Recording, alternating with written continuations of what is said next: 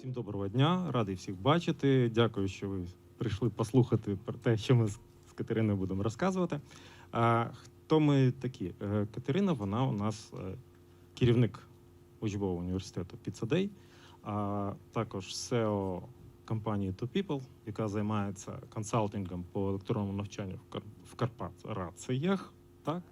А ще була на Хоп-Хей море піва. І взагалі вона один із менторів такої події, як L-Lab, яку ми проводили вже багато років. Ну і, мабуть, ще це у нас буде повторимо ще.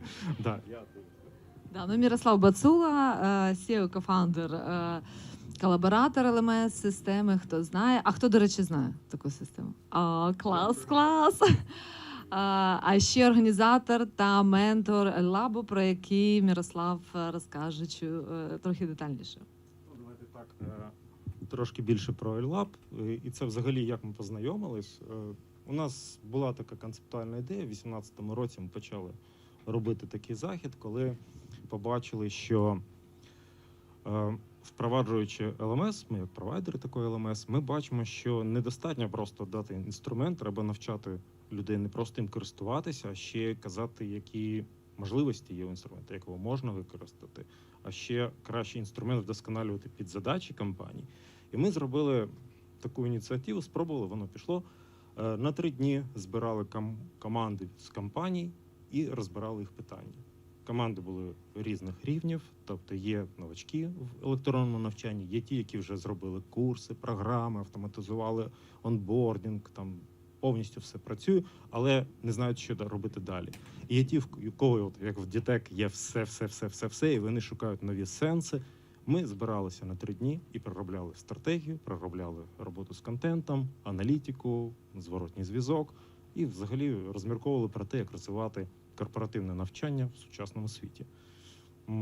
Мабуть, додаш щось. Єдине, що хочу додати, так це те, що треба вже відновити цю традицію, да? Тому що 2 роки так якось тихо, а треба робити. Так. Трошки важко передавати мікрофон. Може, я просто голосніше буду казати? Гарно чути, так? Відео треба записувати обов'язково. Все, будемо передавати. Ну, спробуємо. І от колись це був, здається, 19 рік, другий лаб, коли ми збиралися, вже у менторів, там 12 менторів участвує в цьому.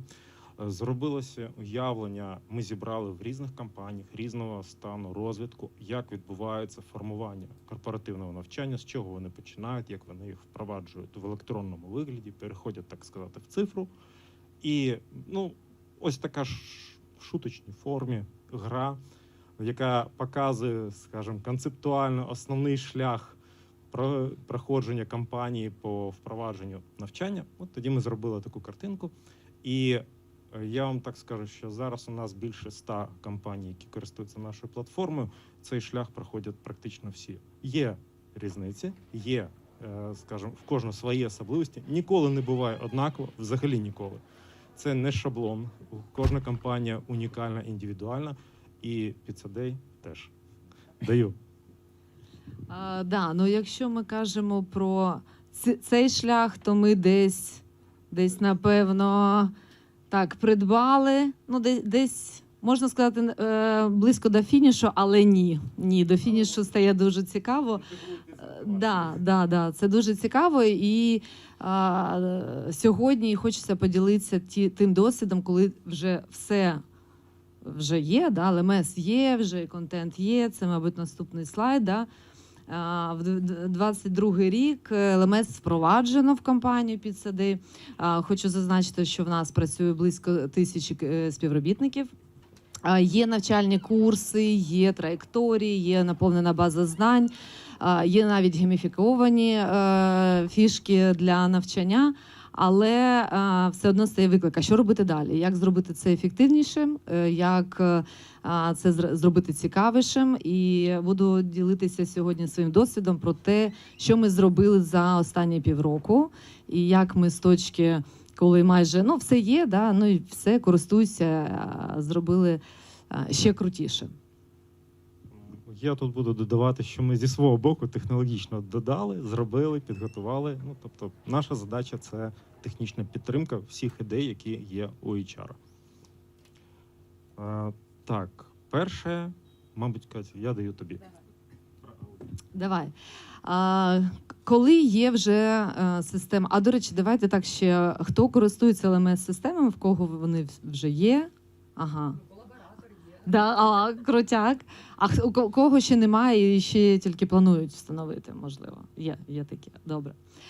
Дивіться, коли, ну і на iLab ми це часто обговорюємо, і з тим, з чим я стикнулася, коли є вже база знань, коли вже є контент, коли вже є інформація, що робити далі, як іти. І перше питання, яке задають найчастіше на iLab, і взагалі спеціалісти з льонінгу, що зробити, як зробити так, щоб співробітники ходили в нашу LMS. Це саме перше питання. Що зробити, як піарити, чи щось там картинки якісь цікаві робити, чи як їх там мотивувати, що які плюшки давати. І що перше я відповідаю, що я зробила в компанії PizzaDay, перевірила всю інформацію на актуальність. Тому що, по-перше, це найголовніше, що інформація має бути актуальною.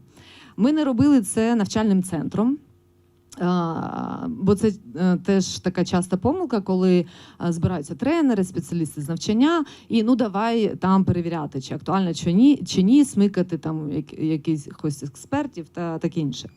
Ми сказали всім експертам, топам, керівникам, менеджерам, ось у вас там є контент в наше СДН.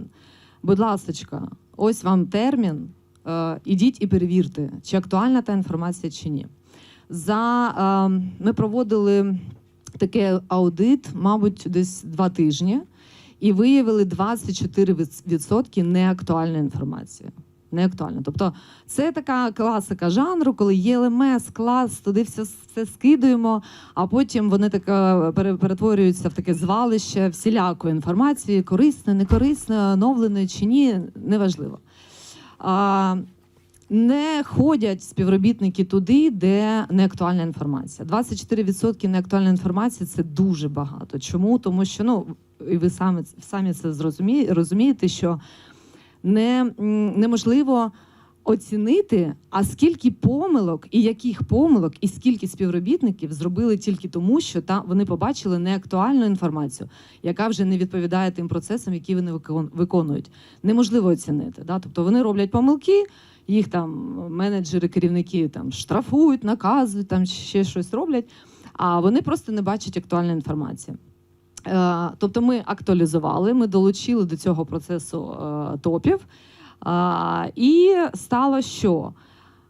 По-перше, це теж те, що я рекомендую дуже робити, це не відділ навчання відповідальні за актуальність інформації, а ті, хто ініціюють розміщення цієї інформації. Да? Інструкції, регламенти і таке інше, все, що потрібно для роботи. Не відділ навчання має бігати, там тренери, таке часто буває в багатьох компаніях, з якими я працювала. Я кажу, де ви берете ту інформацію? Так, а де? Ми пішли, всіх спитали, що у вас там оновилось, зібрали і все це розмістили. Ні, має на 180%, да, повертаємо цей процес. Мають ініціатори приходити до нас і казати, ось у нас є інформація, будь ласка, да, давайте нам в СДО, в СДН і будемо працювати. Тому, да, ще що стало, і що було, неактуальна інформація. Яка проблема ще одна є, про яку я хочу сказати?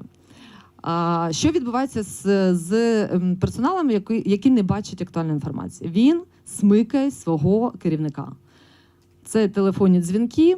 Ми провели такий аудит хронофагів наших менеджерів, і вони сказали, ми спитали, що вас більше всього відволікає від роботи. Вони кажуть, а що, ну, нам дзвонять, наші підлеглі весь час дзвонять. Чому дзвонять? Питають, що зробити, а я правильно роблю чи неправильно, а як правильно, а де мені знайти ту інформацію і таке інше. Питаємо: ну окей, що можна з цим робити? Яка причина? Ну, причина, тому що інформація є і в Телеграмі є, і в Вайбері є, і там десь в SDN є, ну і менеджера десь там записано є. Добре, давайте думати, що з цим робити. І менеджери самі сказали: так, давайте все зберемо все в одному місці, все воно буде актуальне. Добре, менеджерам ми так зекономили час, тому що тепер вони не відволікаються на дзвінки, вони кажуть: іди спочатку прочитай в SDN, а потім вже, якщо там не знайдеш, то до мене. І отут виступає технічна частина. Ну, зразу скажу, коли ми робили свою ЛМС-ку, це був 12-й рік, тоді ми її зробили. У нас головний пунктик був, що ЛМС-ка має працювати не тільки на конкретну людину, розвивати її знання, а розвивати знання компанії в цілому. І тому в ядро самої ЛМС-ки у нас є база знань. Будь-який інформаційний ресурс, який ви створюєте для того, щоб потім зробити курси, навчальні програми і так далі, він вже є частиною бази знань. Все, що ви вкладаєте в цю ЛМС-ку в вигляді там, текстів, відео, документів і так далі, все можна знайти по пошуку. Далі ваших вже справ, як ви цей пошук організуєте, впорядкуєте, зробите категорії чи ще якимось чином донесете. Але що це дає? Ті ресурси, які були зроблені ще в 2021 році в PizzaDay, їх не треба було видаляти, їх не треба було якось блокувати, створювати нові ресурси. Їх можна було просто змінити, і автоматично ці зміни розповсюджуються по всій системі. В усіх курсах, де ресурс використаний, він вже стане актуальним. В усіх програмах він стає актуальним. І люди можуть звернутися, як завжди. Ми навчаємо людей, вони проходять курс, потім хочуть щось згадати, відкривають цей курс повторно, там буде актуальна інформація, не та, що була рік тому. Вони можуть по пошуку пошукати через базу знань і теж знаходити інформацію, вона буде актуальна. Ще плюс який, що менеджерам легше заслідкувати за тими ресурсами, за які вони відповідають. Є мітки, є інші способи це якось групувати. Ми можемо швидко знайти потрібний ресурс, його змінити, ну і більше ні о чому не хвилюватися. Він вже автоматично працює всюди. Це от те, що у нас в основі системи, і ми орієнтувалися саме на базу знань. Ну, щось хочеш додати про це? Добре, давай далі. А от тут я тобі передам. Да, це приклади того, як можуть виглядати ресурси, виглядають в нас, в нашій компанії, PizzaDay, де ми створюємо контент, який цікаво дивитись, він актуальний, да, ми про це вже проговорили, а ще він і цікаво на нього дивитись. І що ще хочу додати, що коли ми актуалізували інформацію, окрім отих 24%, які були неактуальні, ми ще виявили ті, яких взагалі не вистачає, і додавали до наших ресурсів і до нашої бази знань. Тому що коли, там, ну, наприклад, бренд-шеф передивився, ага, в мене ці карти є, це є, ага, а цього нема, в нас же ж там новий соус, а бачу, що його нема. Тому я раджу проводити актуалізацію та дивитись не тільки на актуальність, а взагалі на наявність.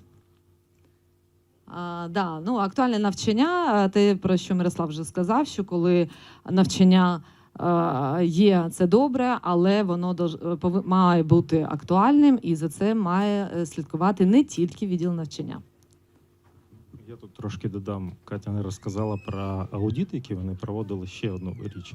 Крім того, що виявили застарілу інформацію, цей аудит дозволив зібрати фідбек від користувачів, тих, хто проходять навчання, і отримати питання, а чого нам не вистачає. Спочатку від лінійного персоналу. Лінійний персонал вплинув на те, що дають фідбек їх менеджери вплинув на те, що фідбек дають топи. І в результаті навчальний відділ почав створювати нові курси, нову інформацію, яка прямо тут і зараз потрібна. І це теж актуально, і воно пішло в навчання. І ми, по факту, в платформі все, що там є, все актуально, провалідовано, перевірено топом, затверджено, і цьому можна довіряти. Я правильно сказав? Так, тут знов тобі. Я тут маю ще сказати. Оцінка персоналу в ЛМС, наскільки це потрібно, для чого це? Тобто ЛМС, каже, просто навчає, на що там оцінювати персонал, це функція HRM-системи, але ми вважаємо, що це неправильно. Оцінка персоналу – це ваш зворотній зв'язок. Це те, чим ви можете поміряти, як ви його навчаєте, як ви його розвиваєте. І тільки цим. Тому у нас в системі є різні інструменти, як це зробити. Є опитування, є методика 360 реалізована, є варіанти чек-листів, є тестування, само собою, різні способи. Інструменти є, їх можна комбінувати, і ми знаємо багато різних рецептів, в тому числі є новенький рецепт від Pizza Day. Про нього розкаже Катя. Ти про той самий, да? Добре. Ну, оцінка персоналу, да. Я згодна, що вона має бути там, де і навчаємо, тому що треба ж перевіряти ефективність навчання, які ми впроваджуємо в компанії, це зрозуміло. Так трошки історії, мабуть, не знаю, чи всі пам'ятають ті часи, коли для того, щоб оцінити персонал, HR так роздрукували папірці, побігли по всім департаментах, вмовили там пройти якісь оцінювання, потім ці папірці зібрали, сиділи ночами, там підбивали ті результати, то там 5, чи то там 6, що там написано. Ну, коротше, це було дуже багато часу, я пам'ятаю. А потім перейшли ми всі в Google ці форми, хто пам'ятає, да? Складно, але трохи легше, ніж папірці. І насправді я зараз кайфую, тому що є інструменти, коли просто ти ось так кнопочку нажимаєш, і воно полетіло, і все.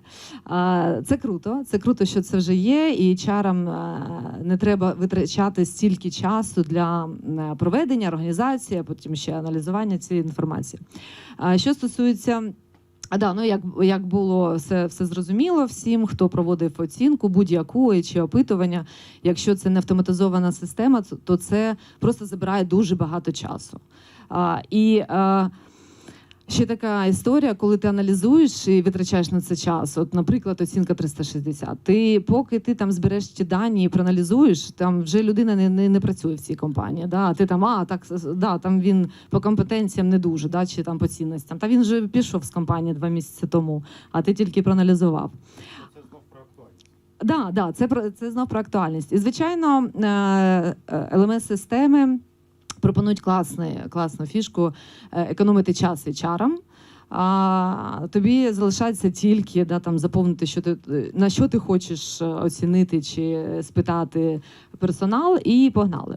По топ-менеджменту це теж. Топ-менеджмент вмовити щось пройти, якусь оцінку, хто стикався, той знає. Да? В мене немає часу, в мене наради, в мене купа проєктів, я не хочу в цьому приймати участь. Зараз це 5-10 хвилин опитування зі смартфону, ти проходиш, будь там вдома чи на роботі, не проблема. І візуалізація – це історія про те, в якому ж форматі хочемо ми бачити наші результати. Да? То циферки – це добре все, але ж є HR-директори, які хочуть, а ти мені покажи в такій діаграмі, да? А ти мені там в лепістковій, а там в кружечках і таке інше. Ну тут доречно сказати, що в колабораторі є все, просто все, і навіть додається ще, хочеш там палички, на тобі палички, хочеш кружочки, на тобі там, в общем, є все. Це просто класна фішка для візуалізації результатів і приймання подальших, в тому числі кадрових рішень. І що у нас є? Ти хочеш, щоб я розказала, да? Ну, давай. Власне кажучи, тут функціонал по методології 360 показаний, який він дає звіт, результат. Там є різні діаграми, вони дозволяють з різних боків, з різного ракурсу подивитись на результат, на цифри. Плюс у вас є можливість вивантажити це все в Excel, обробити, як вам потрібно. Плюс, звісно, у нас підтримка API існує, і ваше IT, який там бізнес-аналітикою займається, може забирати ці дані і перетворювати в інші якісь діаграми, графіки, те, що вам безпосередньо потрібно там для топів, щоб подивитися на якісь там результати і прийняти управлінське рішення. Це процедура у нас вже відпрацьована. Є окремі різні способи використання. Детально можемо показати, розказати, але воно використане в Pizza Day і дали їм вже ощутимий результат. Тут у мене все. Давай про цей рецепт, ваш самий цікавий. Це він, це не він. Це там ще один буде. Також можна проводити анонімну оцінку лінійним від лінійного персоналу, їх керівників. Про що це? Що ми впровадили ще? Окрім оцінки 360, яку ми проводимо для топів, це в нас така регламентна процедура. Весь топ-менеджмент має проходити регулярно цю оцінку, і там приймаються подалі кадрові рішення, формуються програми розвитку, та це все зрозуміло. Але нам ще дуже цікаво дізнаватись про те, а що думає лінійний персонал про своїх керівників? Тому що одна справа, коли мій керівник мені каже, що я роблю так чи не так. І дуже класно, коли ще мої підлегли кажуть, да, чи гарний я менеджер чи ні. У нас більше 30 менеджерів, і в кожного близько 30 підлеглих. Тому як HR оцінити, да, чи менеджер ок чи не ок, чи відповідає він своїй посаді чи ні, дуже складно, то всіх не запитаєш, так, не будеш ходити до кожного. Класно проводити анонімне опитування, і воно справді анонімне. Це так і є, у нас довіряють лінійний персонал цьому опитуванню, вони регулярно його проходять.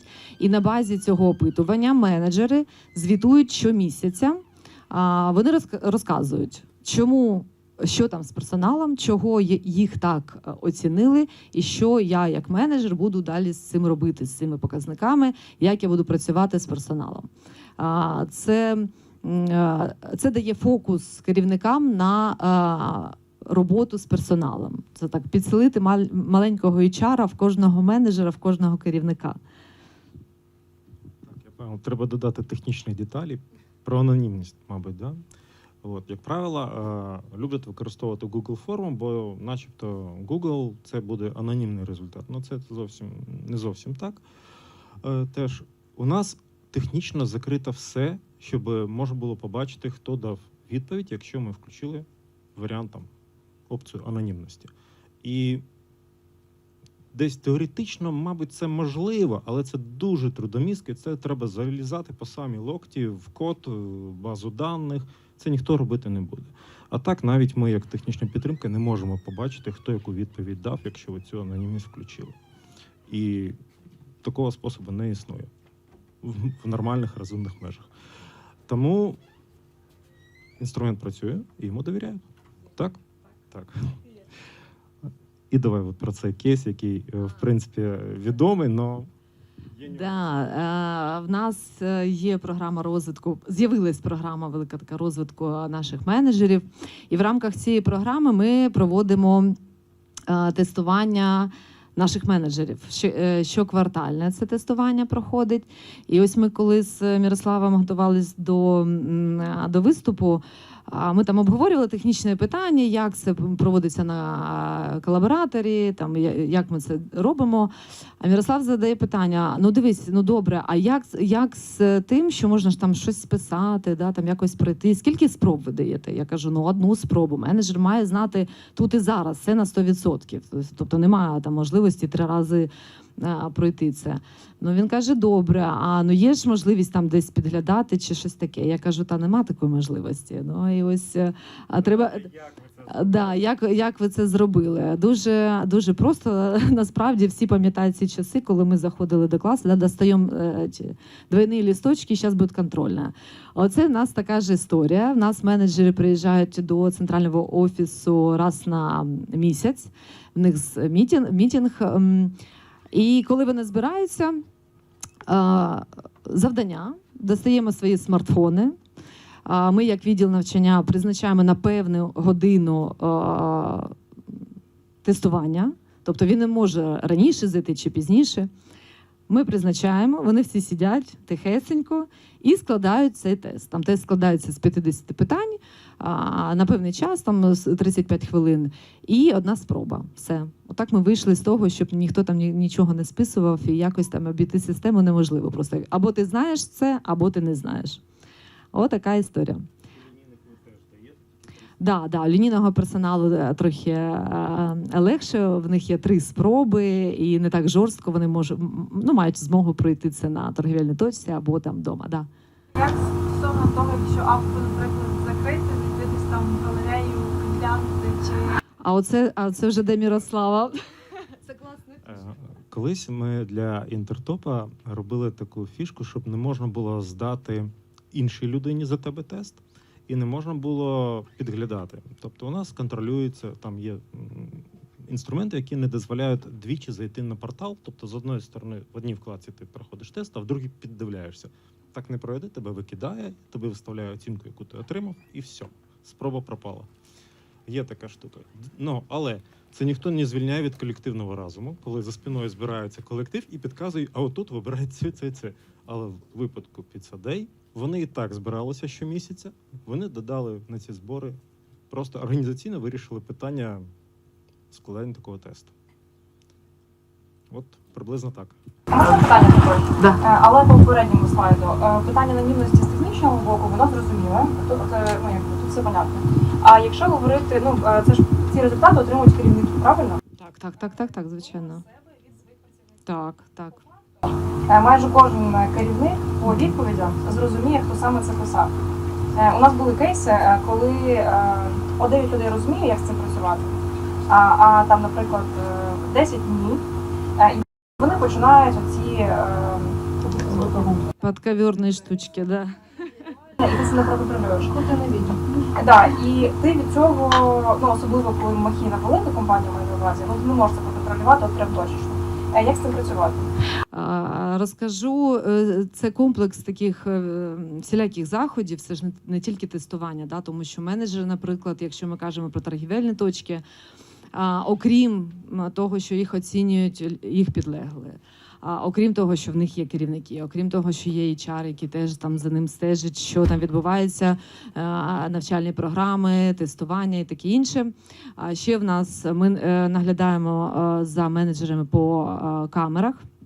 Є чек-лист, по якому оцінюють менеджерів, які приходять на торгівельні точки, як вони спілкуються зі своїм персоналом окремим блоком. То є блок операційної діяльності на торгівельних точках, а є блок спілкування зі своїм персоналом. Тобто можна знайти. А ще є така історія, як анонімні скарги від персоналу на керівника. Тобто можна ще анонімно поскаржитись, і персонал цим користується. Тобто, я би так сказала, що у менеджера, звичайно, є така історія, що можна вивести персонал там за торгівельну точку і сказати, так, швиденько мені 5 поставив. Від цього ніяк не позбавитись, але це ритейл, плинність велика, приходить новий персонал, і якщо є проблема з менеджером, який не вміє працювати з персоналом, воно вспливає, воно дуже швидко спливає, і питати у персоналу все одно треба. Є такі моменти, але їх все менше і менше, тому що менеджер, він потім же ще й звітує перед своїм керівництвом, перед HR-ом, і має розробляти свої програми, як втримувати персонал та таке інше.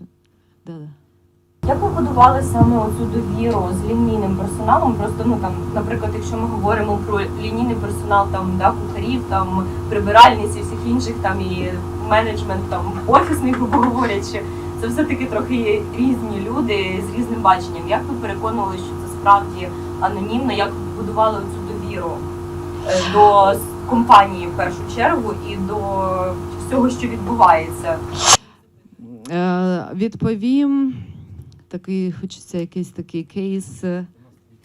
Далі є трохи про цю історію, але так, забігаючи наперед, скажу, що довіра можлива тільки тоді, коли за результатами приймаються якісь рішення. Тобто, коли лінійний персонал бачить, що ми щось на якісь питання відповіли, і потім щось змінилось, то я можу цьому довіряти. Це як з опитуванням ІНПС.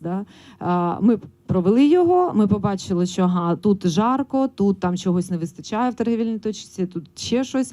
І якщо ми швидко на це зреагували, лінійний персонал відповідає таким же чином. Тобто вони бачать, нас чують, щось змінюється, сюди безпечно ходити. Якось так.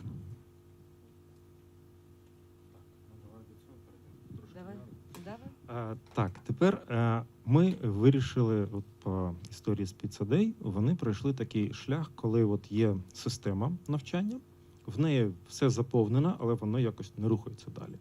І перший крок – це робимо актуальну, валідовану інформацію, ми його пройшли. Другий крок – налаштовуємо зворотній зв'язок.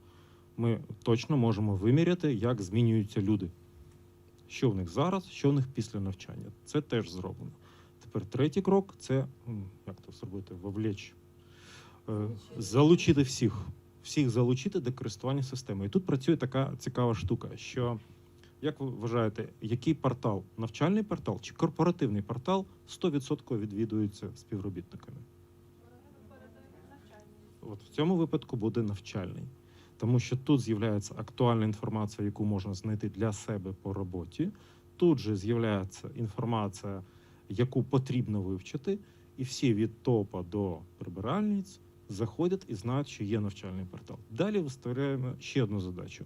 Ми сюди зміщуємо інформаційний центр. Тобто центр інформування всієї компанії про всі зміни, про всі новшества йде з навчального порталу. І тоді люди мають одну точку входу, їм це просто, їм це зрозуміло. Вони заходять і звідти беруть все, що потрібно, і цьому довіряють. Так, передаю. Це взагалі моя улюблена історія робити ЛМС-портали таким єдиним центром інформування персоналу і можливо, і комунікації з персоналом офісу і фронту і бек.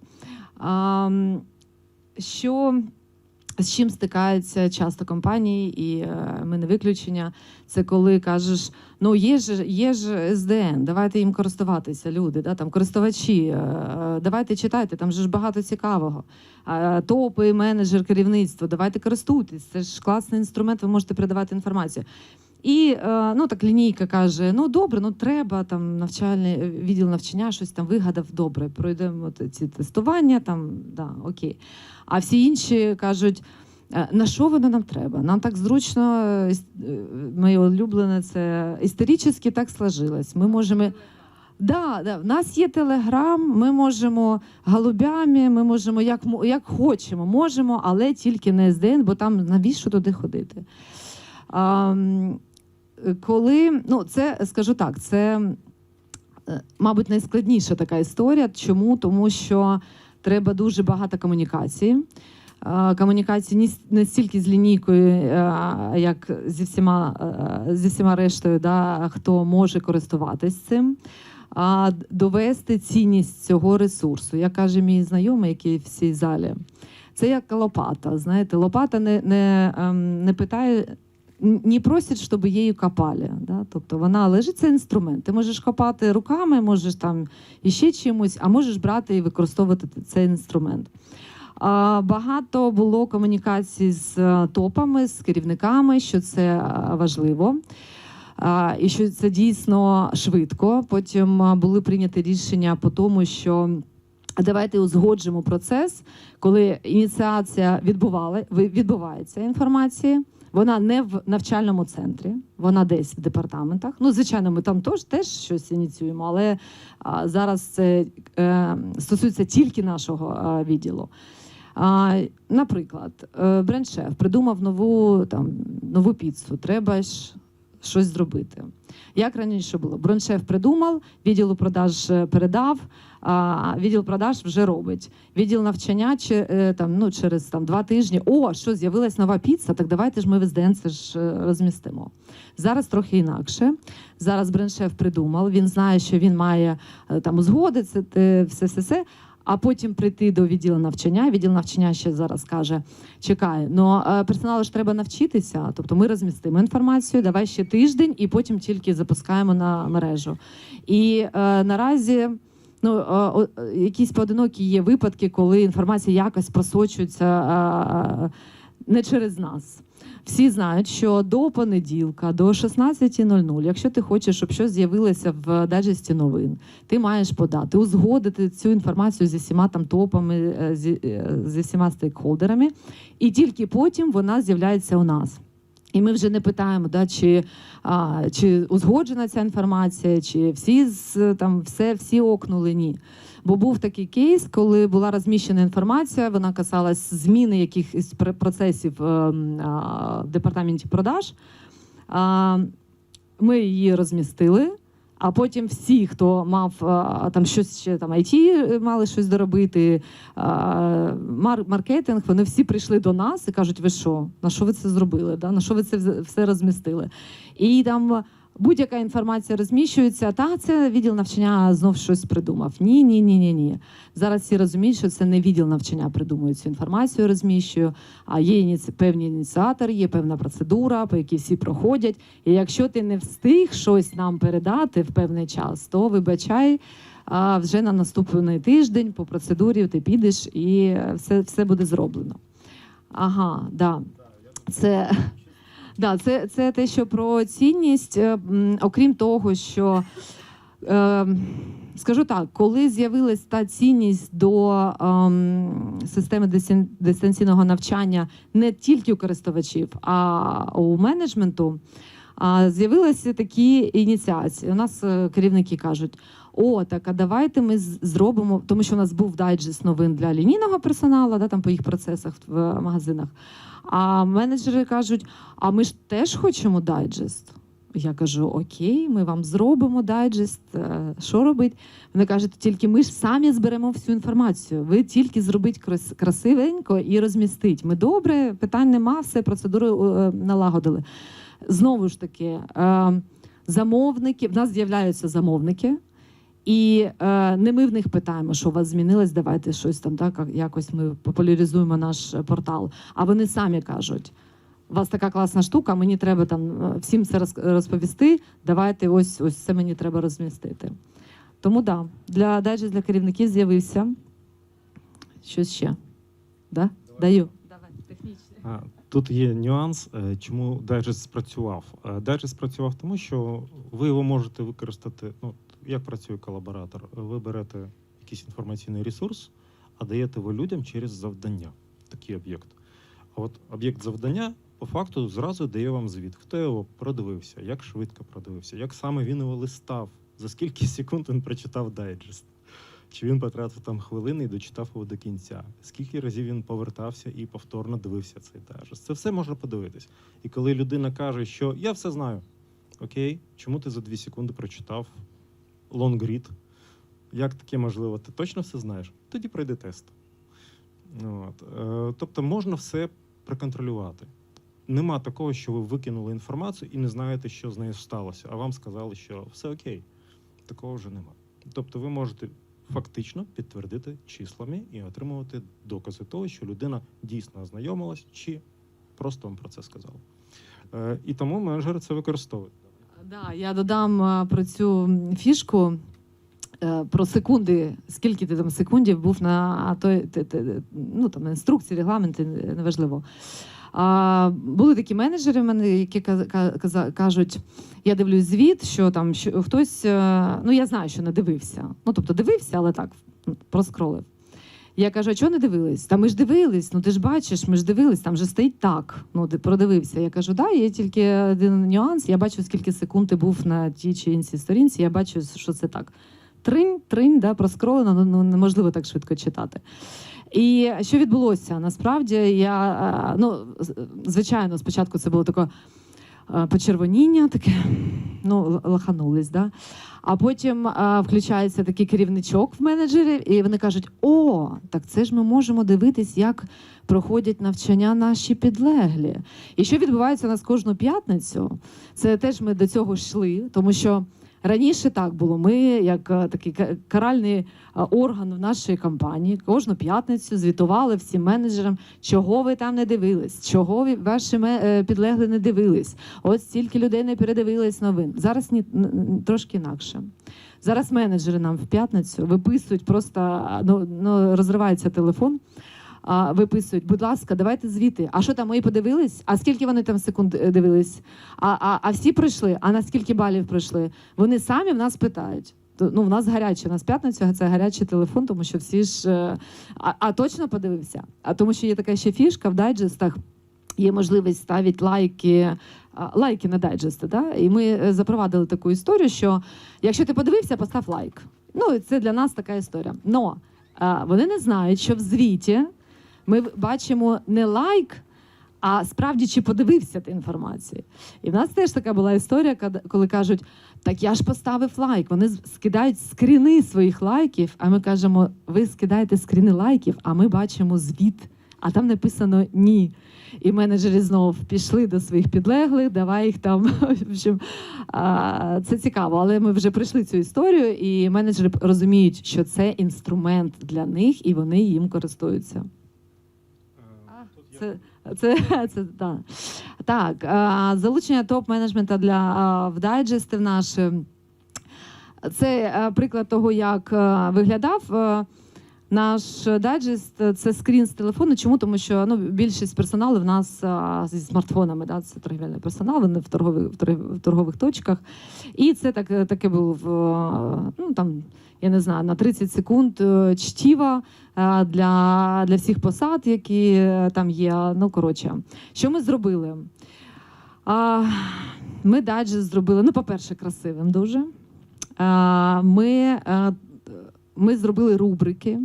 Ми пішли від того, що якщо змінився, наприклад, змінився скрипт для продавців, то це ж, і це ж нам писали, відділ навчання знову щось придумав. І ми вже просто, ми не робимо скрипти, ми їх тільки публікуємо, да? Це робить там відділ продажу. Або щось змінилося, це все ж, хто ж виноват. Ми проставляємо такі мітки, хто ініціатор поданої інформації. Це дуже важливо, тому що кожен знає, хто подає цю інформацію і може спитати, да, не в нас, не в відділу навчання, а розуміти, що ініціатор – це, там, наприклад, департамент маркетингу, або фінансисти, або IT, неважливо. Але не ми. Також в нас з'явилась крута рубрика від HRD. HRD тут підсади. Класна штука – це можливість спілкування з лінійним персоналом, доводити якісь сенси, да, не тільки там, що там змінилось в законодавстві чи щось таке, а якісь сенси, які треба доводити персоналу. В нас ще з'явилась така рубрика «Nice to meet you». В нас вже топи хочуть, щоб про них знали, що це не просто безліки якісь там бек-офіси сидять і не зрозуміло, що роблять. Ми знайомимо лінійний персонал з нашим керівництвом, і вони залучені до цього. І з останнього такого, що це ось прям сьогодні, мабуть, відбувається, ось в ці дні. Я вважаю, що це така крута штука, коли SEO приходить до нас і каже, а я теж хочу бути в ваших дайджестах. Це вартує того, щоб робити інструмент класний. Чому? Тому що він розуміє, що в нього є можливість, тому що 100% персоналу туди ходить і можна щось донести. Да? Велика компанія, до кожного не підійдеш. Є. Да, це таки. Давай. Теж, технічно ми даємо варіант через завдання, коли ми хочемо проконтролювати зворотній зв'язок і докладно подивитися репорт, там, як хто читав, можна таке зробити. Є ще спосіб робити стрічку новин, і по стрічці новин теж дивитися, скільки разів переглянули, хто повторно дивився ці новини, там сподобалось, не сподобалось, можна робити такі лайки. Тобто це ще один варіант каналу комунікації, який теж паралельно працює. І ще що зробили в Pizza Day, вони під час того аудиту потрібної інформації ще виявили, як люди шукають інформацію. Тут ми одну і ту ж саму інформацію можемо шукати різними шляхами. І асоціації у кожного свої. Хтось шукає по своїй посаді, хтось шукає по бізнес-процесу. Тобто, але ми шукаємо одне ціле. Ви можете прив'язати інформаційний ресурс зразу в декілька категорій бази знань. І люди просто до того ресурсу можуть заходити тим шляхом, який їм потрібен, і до якого вони звикли. Це теж було зроблено, і воно, в принципі, там є графік. У нас тут PDF, він не показує анімацію, на жаль, там було красиво і все крутилось. Але у нас там є стенд, можете подивитись вживу. Зараз, прискорюємося, да? Я розкажу, а ти поправиш, якщо я не прав, да? Це про форми подання інформації. Тобто технологічні карти, як правило, це якась інфографіка, плюс пункти 1, 2, 3, 4. Це один з варіантів показати бізнес-процес. Але коли ми даємо процес текстом, ми втрачаємо дуже багато інформації, якою та людина, що формує цю інформацію, вважає, типу, ну це ж само собою. Я не віжу, всі це знають. А насправді це не так. І от коли ми робимо відео, запис процесу, ми робимо майже 100% передаємо інформацію. Наші працівники подивляться відео, і він побачить, що оцю піцу виймають лопаткою от так, а не так, як я це роблю. А в нього вдягнуті такі-то перчатки, а не ті, які я вдягаю. Ми цю інформацію в процесі не передаємо, але відео це передає. Відео плюс такий формат, вдвох таке подвійне подання інформації, воно дало більший результат, менше помилок в процесах, і це працювало. Я щось забув? Ні? Окей. Ну, давай щось прискоримося. Тут я тобі даю. Да. Це про що? Так, да. Ну, це те, про що я казала вже, що інформацію ми розказали, як шукати інформацію. Да? Тобто, коли ми зробили базу знань, категоризували її, теж до цього залучили користувачів. Тобто ми в них спитали, а як вам зробити, да? Що ви хочете бачити перше, друге, третє. Ми навчили їх шукати швидку інформацію різними шляхами, як і сказав Мирослав. Там, мабуть, да. Це у вас історія, коли менеджер питає, а перед тим, як дати відповідь, ЛМС дивився? Шукав? Да. Ну, насправді, да, зараз так і відбувається, що лінійний персонал, запитуючи у менеджера, він його відправляє. Ну, якщо такі ще є, які питають, то менеджер каже спочатку туди, а потім, якщо не знайдеш до мене. І ось тут відбувається магія, тому що якщо лінійний персонал не знайшов і спитав у менеджера, менеджер йде до нас і каже, там цього нема, давайте там зробимо це. Не ми, а є замовник. Це швиденько, чат-бот внутрішній, це про те, що використовуємо ще допоміжний такий інструмент, як чат-бот, для того, щоб пушити оперативне повідомлення з посиланням на ЛМС. І можна далі, якщо в нас 5 хвилиночок, хто хоче. Що ще зробили, це відповідаючи на питання, як залучити людей ходити до наших ЛМС-систем. Що було?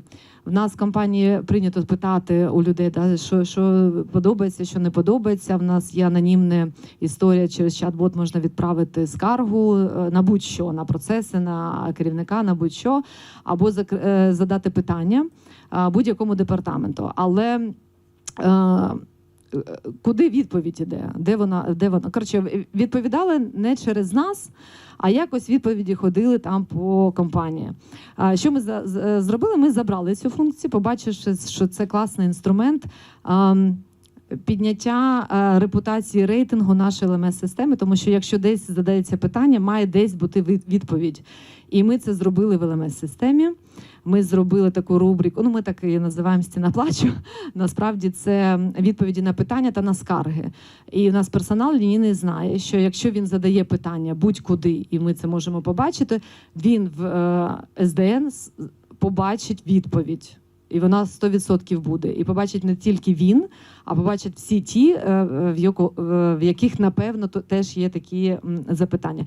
І ця історія ще формує нам таку базу знань додаткову, да, на яку ми не розраховували, але вона є, вона зберігається в компанії. І це теж історія про корпоративну культуру.